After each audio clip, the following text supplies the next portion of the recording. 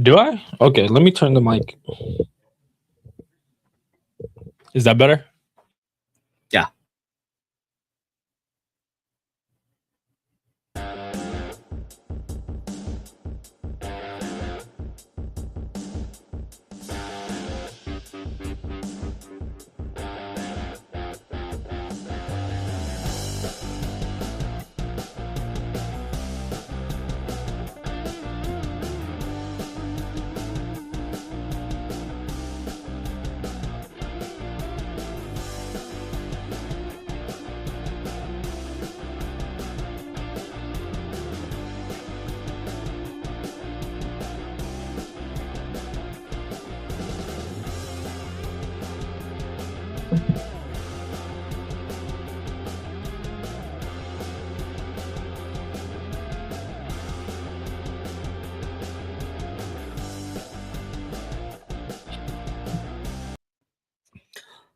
Hey, how's it going?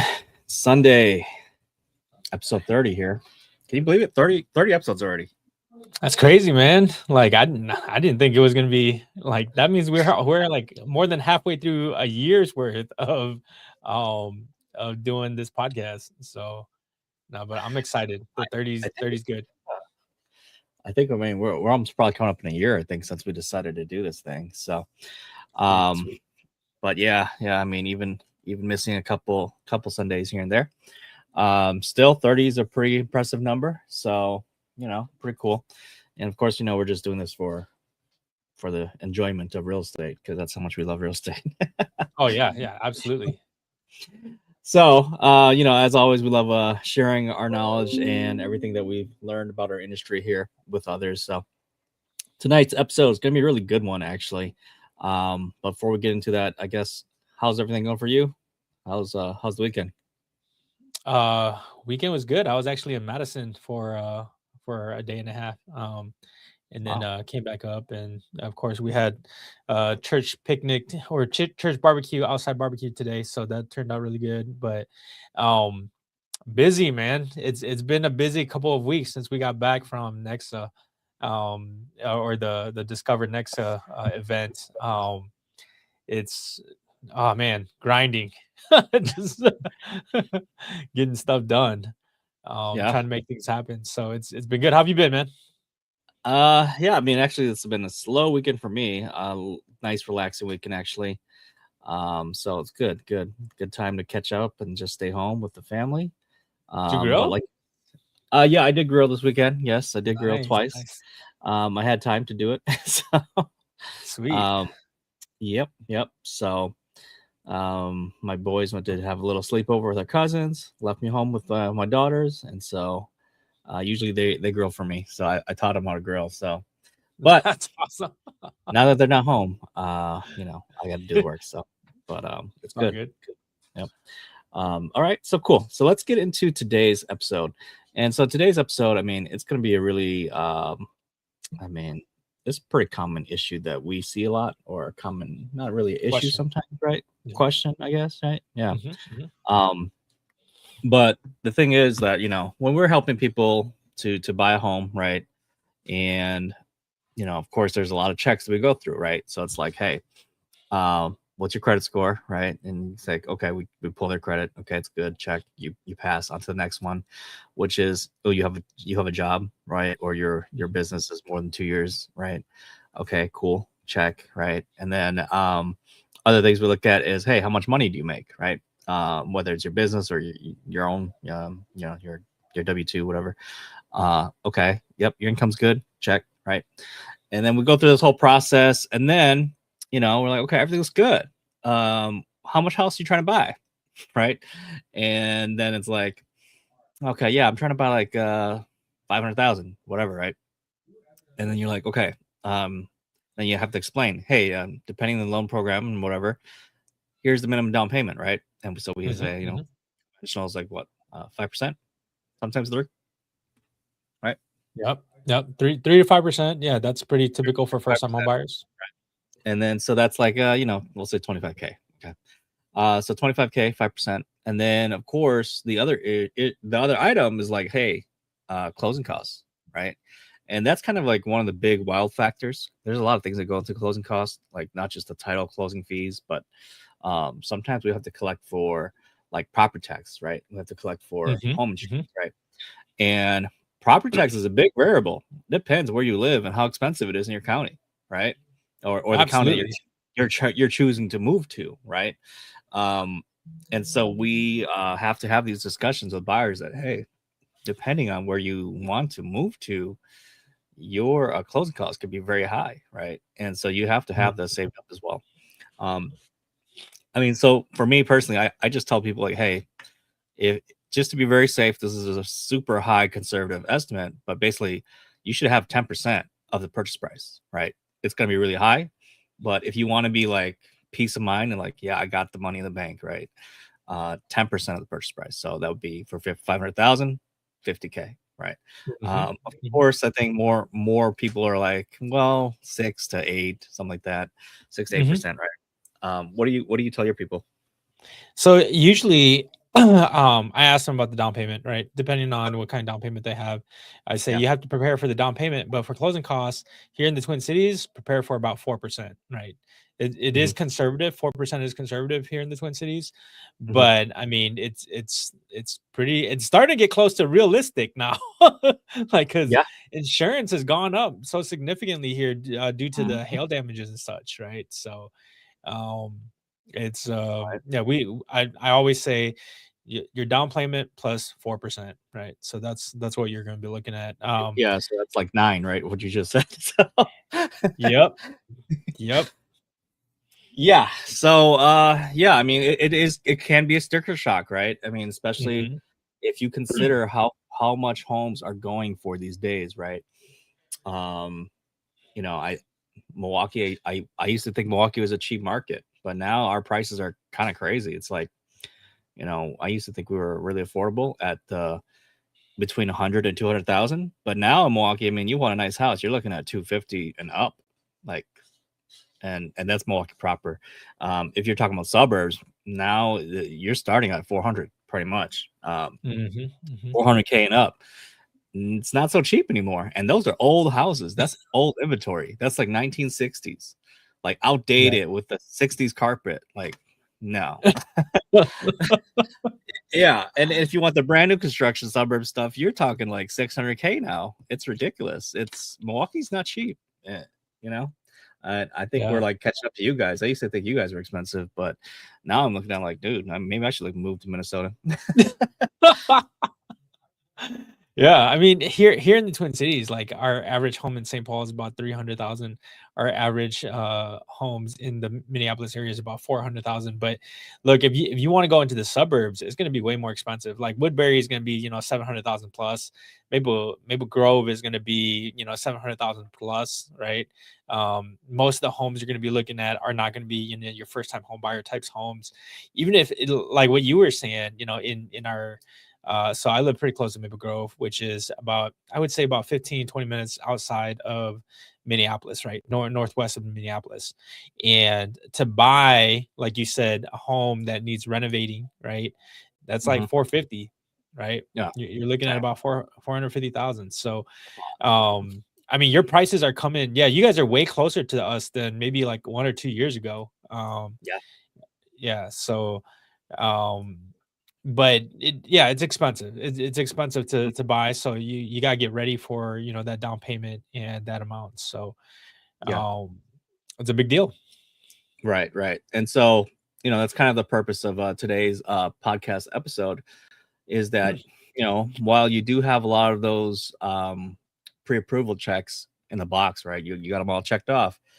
The biggest hurdle that we're seeing right now is the funds, right?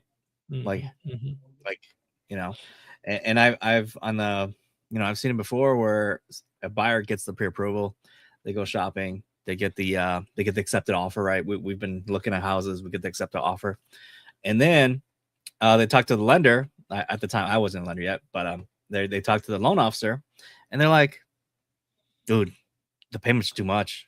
We can't afford this house. We gotta cancel the contract."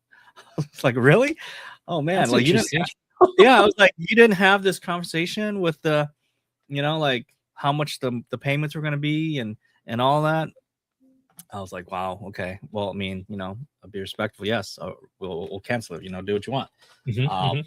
but I told them that, you really got to be careful, right? You got to check the things that we talked about: property taxes, home insurance, because that can really add up to your mortgage, right? Because the mortgage piece, right? It's just the principal and interest, the P&I, which is relatively most of the mortgage payment every month. But then, of course, they add on they call it the escrow, right? The property Hmm. tax insurance, right? Insurance. Yeah. So that usually catches people by surprise, Hmm. uh, and so you get the sticker shock. You're like, dang. So today's episode, we're going to talk about funding, right? Funding issues. Where can you find that money? And this scenario happens a lot because, I mean, if you look at where we are, right?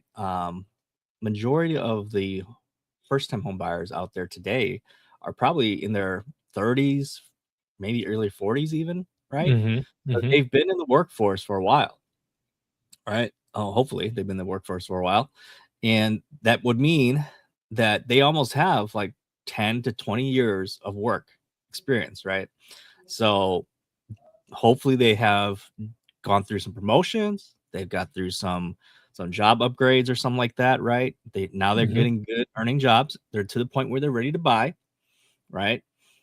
But the thing is, obviously the wages have not been keeping up as much as the rate that home prices have been going up. And so that's kind of where the hurdle is, the gap, right? And Hmm. so, like, okay, well, if you aren't a good saver, right? Or you didn't really start saving until later, you don't have the funds, well, where are you gonna get the money, right? And so a lot of people in the workforce already, the 10, 20 years, I mean, if they were smart or lucky enough to sign up for their 401k, right? Their company's 401k, um, the 401k is kind of a no-brainer, right? A lot of employers will match whatever there's some kind of matching, right? Like 2%, Yeah. 3%, whatever. Hmm. Um, I mean, I don't back in the day when I used to be a W2 employee, I never really believed in a 401k, but if that was like, hey, they give me free money, okay, I guess I'll put some free money to get some free money, right? So that's how I thought of it. And even when I worked those 10 years as an engineer, I mean, I think I got up to like 50,000 or whatever, but I jumped jobs a couple times, so I had to restart a couple times. Um, but I mean, it's a good thing to do if your company offers it, right? At least that's what I think. What are your thoughts on that? Um, so I don't know. I don't believe in the 401k.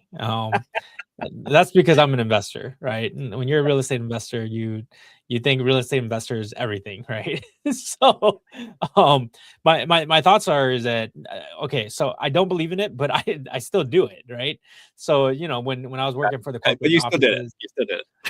yeah, for when I was working for the different corporate offices that I was working for, the different banks, they had like 6% match. So like in order to get your full match, you have to actually put in what they put in. And so yeah, of Mhm. course I put in the amount, and the only reason I don't believe in the 401k is like, look, I could die tomorrow, right? And I can't use the funds because they're stuck in this retirement account. Um and that's not something that I like. I'm not trying to save for retirement. I'm just trying to make ends meet. And Mhm. when I'm young, right? Well, eventually, like it turned to where, now I learned how to invest, and my returns are better than the stock market in the 401k. So I just I just can't agree with putting my money in 401k. Now, Yeah. I believe that it is great for the average person, for someone who doesn't want to think about investing, for someone who just like they love what they do and they want to plan for retirement. Great, right?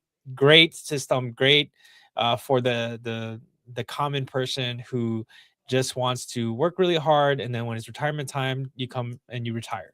But it's not for someone like me. So that's my thoughts on it. Now, in the past, right? I've actually used my 401k to buy an investment property. So I think that,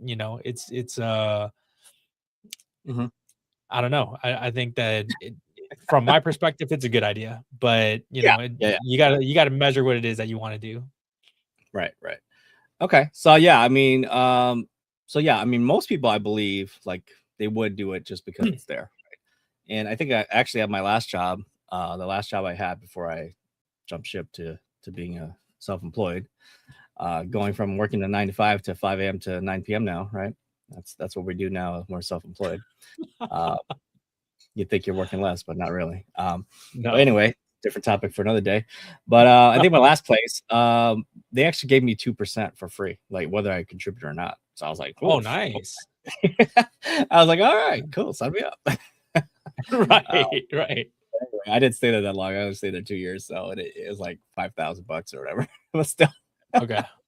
Yeah. yeah, I still should roll it somewhere else. But anyway, You um, still have it? I still have it. It's That's I don't awesome. know. I Yeah. still have. I think I have like 4 different 4Ks actually, but I gotta figure out what to do I've with it. rolled all mine into IRA, right? Oh, Investments. I should probably do that. All right. But the question is, I guess, and you mentioned something too. You mentioned IRA. So IRA is a little bit different than a 401k. Mhm, So IRA is an individual retirement account, right? And it's not like employee funded, right? So you fund it yourself, right? And so it's interesting. In preparing for the show, I didn't really know, but the IRA allows you to take out $10,000 penalty free to buy a house, right? And so that's an IRA, but mhm, it's only 10 grand. 10 grand, pretty significant, I guess, right? But I mean, in the scale of things, if you're trying to buy a $500,000 house, I mean, 10 grand's like, not going to take you, not going to get to the 50,000 down payment yeah, that you need. But small little chunk. But I guess that's also something that the politicians, the Realtor Association of America, right? They're trying to get some changes going to get that amount bumped up. That hey, this 10% rule made sense back when homes were $100,000 each, right? But not today, right? Not when they're going for 500,000, 600,000, and a million or whatever, depending on market. mhm, 10,000 mhm, doesn't get you very much. Um, so that's something interesting to watch too, if you do have an IRA, right? And that I would imagine that includes a SDIRA, self-directed, which is for solo or self-employed mhm, people.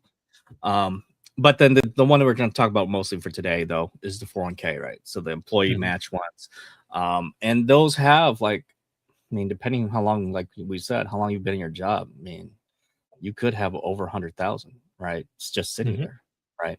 So the question becomes, hey, I need money down payment to buy my house. I have a good job now. I have good credit. I have everything except for the down payment, right? That's the only thing stopping me, right? The question becomes, should I just keep saving my money up until I get enough, whatever enough means, right? Or should I just borrow the money from my 401k and use that towards my down payment? And so with a 401k, they do allow you to borrow money for the purpose of buying a home. It's basically you're taking a loan against your own account, right? And then you mhm. are paying yourself back. Um, Check with your provider though. There are certain rules. I think most of them are you can only take a max of $50,000 or 50% of your balance. The lesser of whatever that number is. Okay. Um, so definitely do your research. Talk to your 401k person at your company, right? But again, the question becomes, hey, should I keep saving, or should I just take the money now and buy the house now, right? So what's your thoughts on that, Johnny?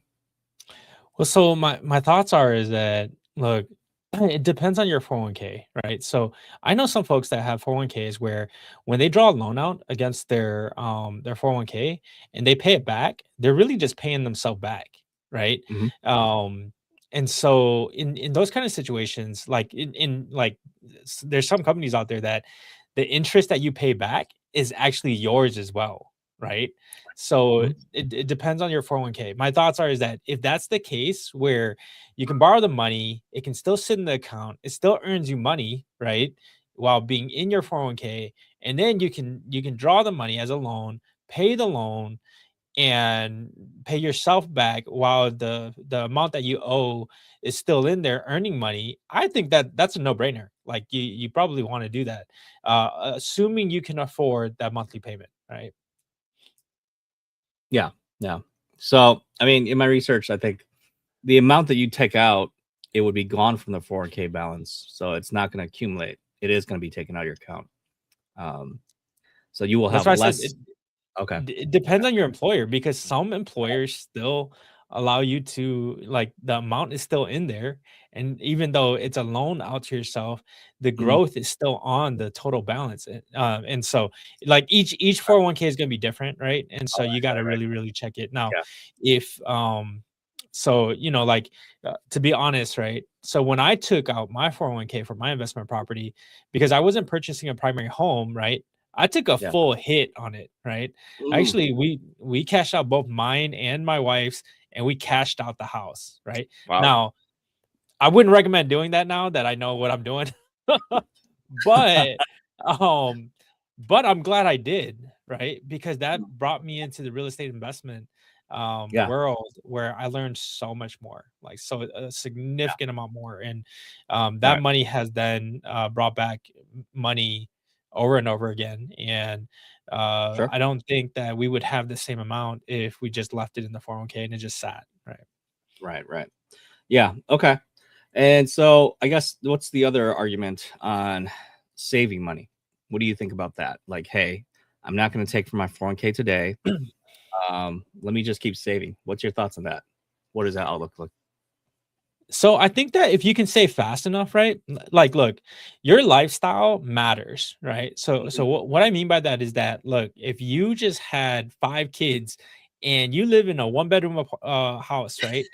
Yes. I think it is worth peace of mind for you to go ahead and draw that money to go and do the transaction. However, if you're already in like a 4 bedroom house, and let's say you have the 5 kids and you guys can, work it out, then saving money for the next house isn't a bad idea. It's just that the question is, how fast can you accumulate your savings, right? Mm. And how soon do you want to make a change? Sometimes you're not lucky enough to have the decision. Like, say for example, you just lost your job because of a layoff and you're accepting a new job in a different city. Like, you're going from like Milwaukee to the Minneapolis area. You don't have a choice, right? And so in those kind of cases, it's going to be really tough. So do you want to stay in an apartment for maybe 1 or 2 years while you save up money? I think if the numbers work, then yes, go ahead and do that. But oftentimes the rent is almost as expensive as a mortgage. So if that Mhm. if that's the case, I say go ahead and just buy, and then you'll figure out your savings after that, right? Yeah. Yeah. That's a great point. I mean, especially if you can't afford to buy today, right? You could afford to pay the monthly payments of a mortgage. But Hmm. instead of doing that right now, you're paying as much or almost as much as a mortgage in rent that you're not Hmm. going to get any equity for, Yeah. that, you're not going to get any value out of that, right? And like you said, if you're stuffed into a one bedroom, two-bedroom apartment and you got lots of kids, oh, that's not going to be fun, right? Yeah, I mean, back in the days, there was this book written called The Automatic Millionaire, right? Okay. And it basically just talked about how people in the United States can buy a house, right? Hmm. And as long as they pay for their house over the years, it'll accumulate in value. And there's a Hmm. possibility you'll be a millionaire, right? Just by paying your house, right? And so, like, Right. from my perspective, that is a forced savings, right? And Mm.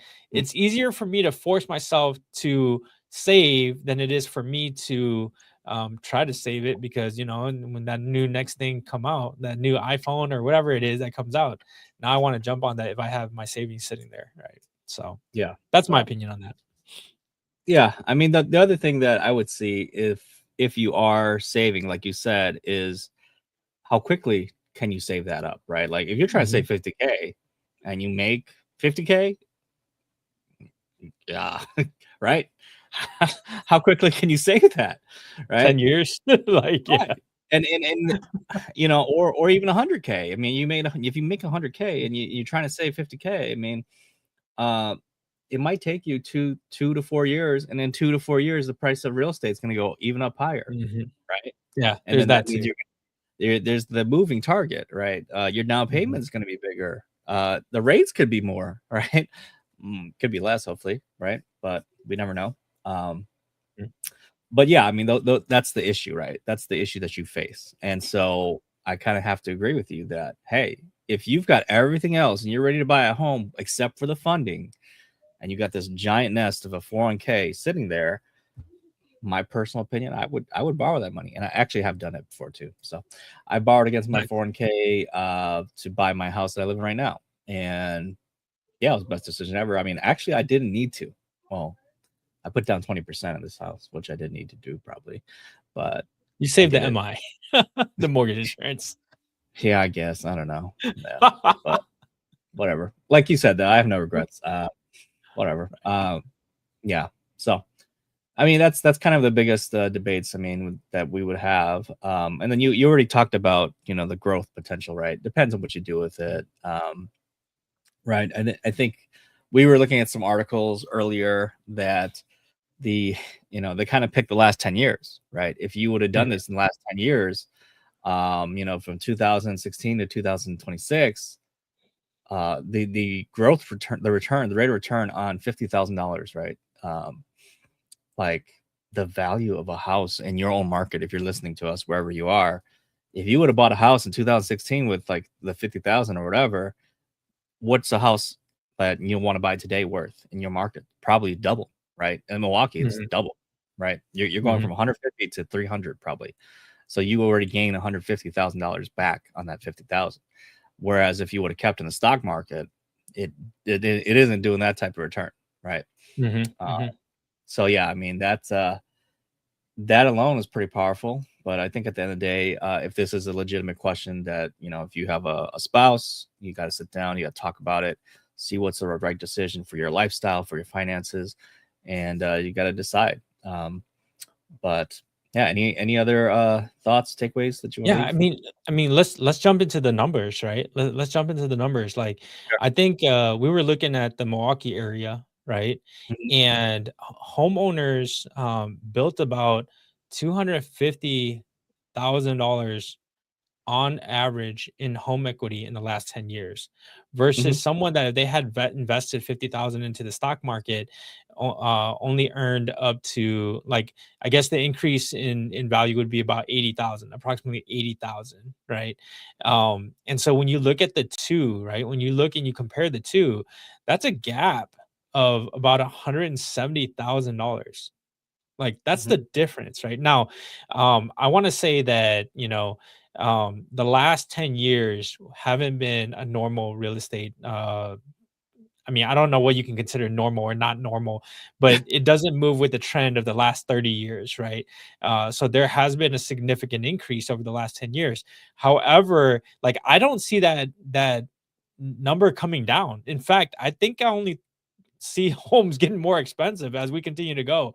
So, mhm, your equity is going to build much faster these days. And like, the reason why I do real estate instead of stocks, right, or 401k, is because um the honest truth is that there is a scarcity, right, factor, meaning there's a supply and demand factor.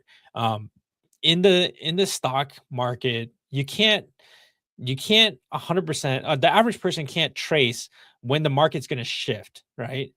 But in the real estate industry, the trend always goes up and the shift aren't always as dramatic, and people will always need a place to stay. Like, as long as we are not virtual, meaning like we're not living inside of a computer, we will be able to like determine that if there's a group of people that wants to buy in a certain location, has a certain amount of job, the economy there is good, um, that the values will remain stable or increase over time. And so history shows that home values continue to increase even when stocks don't, right? So that's one of the major reasons why I think, for me, if I needed a house, I would draw on the 401k and like almost like guarantee that I'll always do it every single time. Right now, mhm. how I do it and go about it would be different based on different knowledges and understanding. But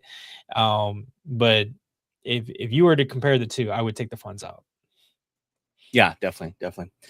Um, yeah, and so some interesting stuff, right? Like you said, with COVID, I mean, definitely spiked prices and all that in homes. Mhm. Um, Something interesting though, during COVID, they actually waived penalties on 401ks, right?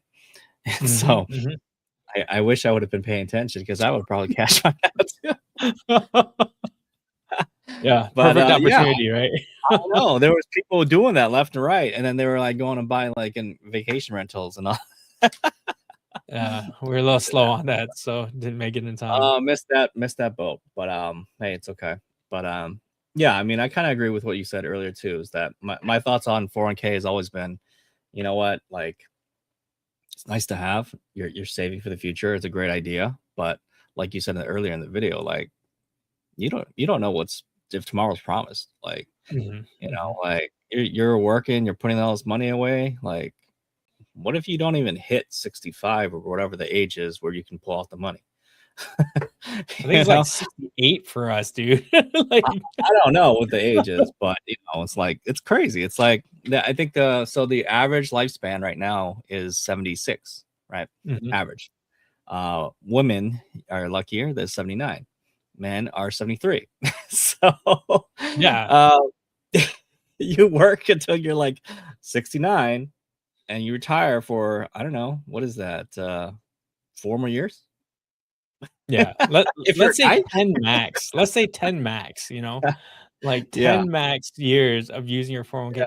Look, I also look at it like this, right? I think that it's really, really important that, you have some kind of savings when you reach retirement age because, health begins to diminish, after you retire, right? So I Mhm. think that it's important for you to have enough to cover for some of your healthcare costs.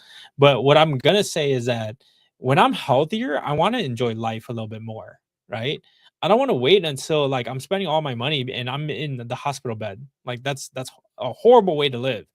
I rather have my money today so that I can do the things I need to do to be able to enjoy the life that I have, right? Mhm. It comes back to that, tomorrow's not always guaranteed. Right, right. Yep, and that's exactly why I took my money on my 401k. Yeah. But yeah, we got a lot of time left to show here. So I guess what other options should people be looking at in terms of funding for their down payment, for their closing costs, besides a 401k, besides their bank account, right? What other things have you seen in your experience that people access? Oh, yeah, you know what? Recently, what I've been seeing is Pokemon cards. People are selling their Pokemon cards to buy houses. It's insane. Like You have a client that sold their Pokemon cards? I do not, but there's been a couple of realtors that's come to me and they're like, "Hey Johnny, like, hey, so my client's got like, $50,000 worth of Pokemon cards. Can we use that?" And I was like, "Okay, so as long as we can trace the documentation, right?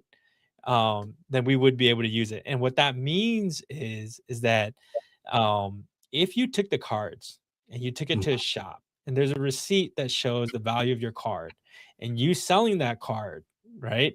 Like you have a receipt of having the card, right? Or some kind of photo that you've had the card, you traded it in, you got the money, the receipt shows that you got paid out and you deposit into the bank. I'm sure we can figure out a way to make it work. But the honest truth is that it's gonna be difficult, right? So, that's yeah, that's the latest news, like, I think maybe about 10 years ago, it was Bitcoin. Could we sell our Bitcoin? Right. And yeah, Yeah. but Crypto. now it's like yeah, right now Yeah. it's trading cards. Like, could I sell my No. magic cards? Hey, yeah, I mean, what astonishes me the most about that is like there's people who are gonna pay you 50,000, $300,000 for a Pokemon card. Like, dude, Mhm. why are you still holding that? Go sell it already. You know? Well, I don't know, the industry is like I've seen my nephew, so I know that people get paid for it because I've seen my nephew go into the store, Okay. buy a couple of packs, open it Mhm. right in the store, and get cash and leave. Like, because It's like because they get gambling. good cards. It's like casino, dude. Oh, it's like modern Yeah. day casino. Okay. So like my thoughts are is that um we can probably make certain things work, but don't stretch it too far. If you're selling a $6 million Pokemon card, I don't know if I can help you, right? So that's gonna be a tough one. Okay, okay. Yeah, Okay, right. besides Pokemon cards, I mean, I guess it's kind of like art, right? I mean, Mhm, wealthy individuals have art, right, that they can sell, mhm, right? mhm. Get So, praisers, uh, yeah. yeah, yeah. I mean, of course, if you're wealthy enough and you have a car collection, something valuable, you can always liquidate those things. What about stocks? People who own stocks, can they borrow against their stock? Can they sell their stock? So, most of the times people liquidate their stocks, right? Hmm, Now, um, borrowing against your stocks become a little, because it's a loan, right? So yeah. now the question is, can you pay that loan back? Can you Mm, qualify? You're looking at a bunch of different other qualification aspects to it. So I think it's going to depend. It's going to depend on where the funds are and whether that institution allows borrowing on the stocks, or are you going somewhere else and getting the loan. And so I think it brings complications, right? So liquidating the stocks is easier than trying to get a loan against the stocks to buy real estate. Not saying it can't be done, just saying that it's difficult, right? sure, sure. Um, and Because then that does add the DTI, like you said. mhm, mhm, Okay. Kind of yeah, similar to if you already own a home and you're gonna do a HELOC, right? correct, correct. Very, very similar to that. And some like I've done that too. I've taken out HELOCs on homes to go and do rehabs and then pay it back when I sell it. Or if I decide to keep it, then now we're refinancing out of the HELOC, right, and making it a fixed loan. Right. So there's a bunch of different strategies on that. So my the most common thing for first time home buyers, right? The most common Yeah. thing First is time. to finance it, right? And Mhm. and what I mean by that is to go ahead and find out what the lenders allow you to cover for seller paid closing costs, and then have the sellers actually pay for your closing costs, right? Mm, And so usually in those kind of situations, we have to renegotiate the price. yep. um, but if you renegotiate the price is going to be higher. So when you're buying the house, it's going to be more expensive. But then the sellers will be willing to pay the closing costs. And when the sellers pay the closing costs, um, then you don't have to come in with the closing costs. Now, when like most of the times, if you're using a conventional deal, right, you're maxed out at like 3%. And so Yeah. if I'm saying 4%, right, for your closing costs. So Mhm. expect to have that 1%, right? So you're going to be looking at like a 6% if it's a conventional with 5% down, plus the 1% in closing costs, plus they're, renegotiating the price, and then the seller's paying for closing costs. You're looking at, at least 4 to 6% down. And so if that'll help with the process, but it may not always solve everything, right? So Yeah. Yeah. I mean, if you're trying to do seller covered closing costs, the mhm, biggest piece, you have to find the right seller that's willing to work with you, right? yeah. Um, and if you're trying to go D- after brand new listings, good luck. nah. They're not going to be cheap. So, Yeah, you're um, gonna have to go for the ones that are like 30 days on the market. yeah, right, right, right. So, um, and then of course, other things, other places you have, I guess, if you are a life insurance person, right? If you have Mhm. a certain kind of policy, I believe there you can access, what is it? What do they call it? Cash value, Yeah, cash value. right? But there's like oftentimes there's also penalties on that, right? So you gotta, talk to your life insurance Yeah, company, right. make sure you Yep. understand the penalties of withdrawing it. I actually had clients recently that bought with their life insurance policy. They closed two down and they got, their cash benefit back, and they used it to buy a house. Yeah. Nice. Yeah. Mhm. So, um, yeah, I mean, I think that's Gifts. There's also gifts, gifts. right? You're right, right. I guess we should Mhm. talk about gifts. I mean, Mhm. gifts. What do people need to know and not do? So most of the times the gifts has to come from a relative, right? In most Yeah. cases. When you're doing a gift, let's say for example, if you're doing a 5% gift, right? If you're going conventional, uh the person who is actually coming in to do the transaction still has to come in with 5%, right? So if your gift person only gives 5%, the borrower also have to give 5%, and so you're looking like at a 10% down payment, right? FHA is a little different on that. FHA allows you to just get the gift and then you're good to go. Mm, But it depends on the circumstance, right? So okay. if you give 20% or more, right? So the loan to value is over, or I should say under 80%, then the gift by itself is fine, right? Mm, So um, those are some underwriting guidelines out there for conventional and FHA, right? right. Um, but I think gifts are important. Like okay, so there's two ways that I suggest my clients do gifts, right? One is the letter and the receive the funds at closing. Hmm. The other one is a letter and a canceled check.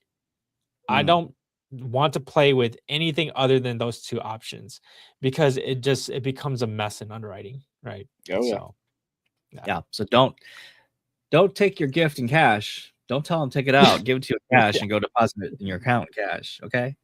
That's Nope. gonna cause Not us gonna a work. lot of problems for us as your loan officers. Okay. Don't do that. Yeah. Yeah. Um, and just trying to think. So, I mean, of course, there's the DPA, right? Down payment assistance grants. Mhm.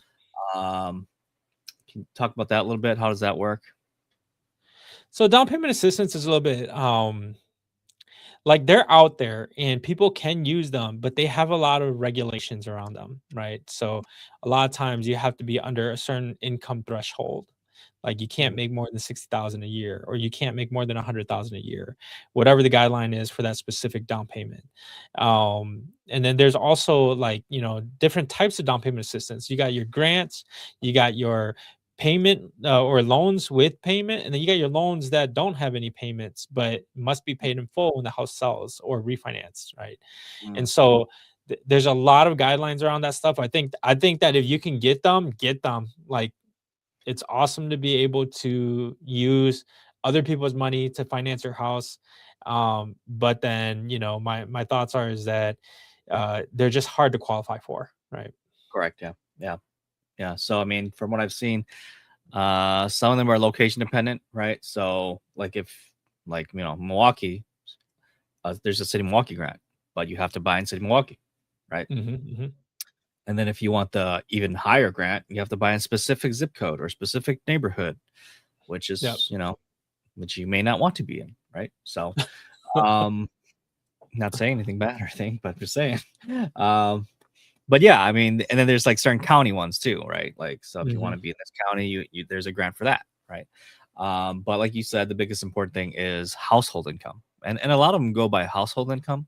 So even if Hmm. you're the only person on the loan, right, but your spouse works too, well, they're gonna look at the total household income. So they're gonna look at your income plus your Hmm. spouse's income, and if you exceed the threshold based on the number of people in your house, you don't qualify, right? Um, so Hmm. those are the challenges that you're going to have. There are other programs, and like I don't know if Minnesota has it, but in Wisconsin we have WIDA, Wisconsin Housing Economic Development Authority, right? And they have this WIDA Okay. second, right, where it's like basically a second loan, a piggyback for your down payment, right? So basically, they can fund Hmm. pretty much 100% of your house. So they'll fund the first 95%, then they'll kick in the other five too, or whatever.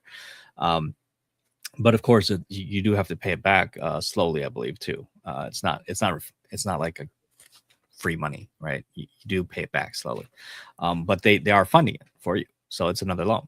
Um, so those options are out there, but I think that's I'm not sure if it's conventional or if it's FHA, um, but I'll have to take a look. But we do have that. Yeah, so in Minnesota, we have Minnesota Housing, right? And so Minnesota Housing provides what they call a startup or a step up second, right? Second mortgage Hmm. that they attach to the house, right? And so depending on where you qualify, you may have deferred payments or you may have to make payments. And most people have to make payments, and most people uh, it like are put on a 10-year term for that specific loan. And the loan's rate is whatever the going rate is for that specific program, right? Meaning like what I've seen in the past is the rate's been higher, right, than the average rate. And so not only is your conventional loan or FHA loan higher in interest rate, but so is your down payment assistance loan is higher than interest rate. So like I think about 8 months ago, I had a client that came in, they qualified for it and everything, and they're like, wait, so my interest rate is going to be 6.5 now. Take it, the rates have gone up since, right? So they're like, my interest rate is going to be 6.5 with the down payment assistance, and it's only going Mhm. to be 5.99 without it. And I was like, yes, that is correct. And they're like, okay, it's only 3%. We're just gonna go ahead and pay it ourselves, right? And so they Yeah, found a way if you have to, the money, right, right. If you yeah, have the money, right, yeah, which they did, right, and I mhm, think that is a really good point too that a lot of people should be aware of that while these programs do exist, DPA, down payment assistance, and these second loans and all this stuff. Some of them do have a cost associated with it, right? Where it mhm, could be, hey, you're going to get a slightly higher rate on your interest rate on your loan because we're going to give you this money, right? And that's all mhm, part of how it works, right? And you have to be mhm, aware that, hey, what strings are attached here, right? yeah, And you have to evaluate, hey, is it worth it for me, right? Do I want to get into my house today, or do I want to keep saving to 5 years, 10 years later, right? Like we mhm, were talking about earlier. And honestly, like, just like we were talking with the why throw away money if you can afford the biggest question is if you can afford to make the mortgage payment, right? Even with a higher interest rate, to get into the house, to live the life that you want for your family, right? Instead of 1, 2 bedroom apartment living by walls, right? Get a house, get it in the school district that your family wants to be in. Have a real house for your kids to actually live, right? mhm, And have a stable childhood. Why not do that today, right? If especially if you can afford mhm, that payment, right? Like honestly, if it was like a 0.5% higher interest rate, 1% higher interest rate, but I knew that I could still afford the payments, I would do it to get that house today, to leverage that equity, to start being a homeowner, to have the American dream now, versus waiting for me to save up and the prices of homes are going to go up and I don't even know what I can buy, in the future, right? That's how I look at it. There are some people who really talk bad about down payment assistance and say it's a trap, right? They're going to jack your interest rate up, blah blah blah. It's all true, but you got to weigh what's more important to you, right? And those programs are there to help you to get into the home today versus maybe later, right? So that's how what I think. I don't know. What are your thoughts on that? yeah. So so this is my personal take, right? Home values always increase, right? So if you want to get in, sometimes it takes what it takes, right? And so me, because when I was young, they had 100% loan to value loans, right? um I did that. We had the seller pay for closing costs. I came out of pocket with maybe $50 or something, bought my first house, built a ton of equity in the house over time that I was Mm, able to then draw on to do investments and business. And I can definitely say that if it wasn't for that program, I would have never been able to get into the house. Or I shouldn't say never. It would have taken me at least another decade to get into another a house because my cost of rent was going to be as high as the home because I had a big family, right?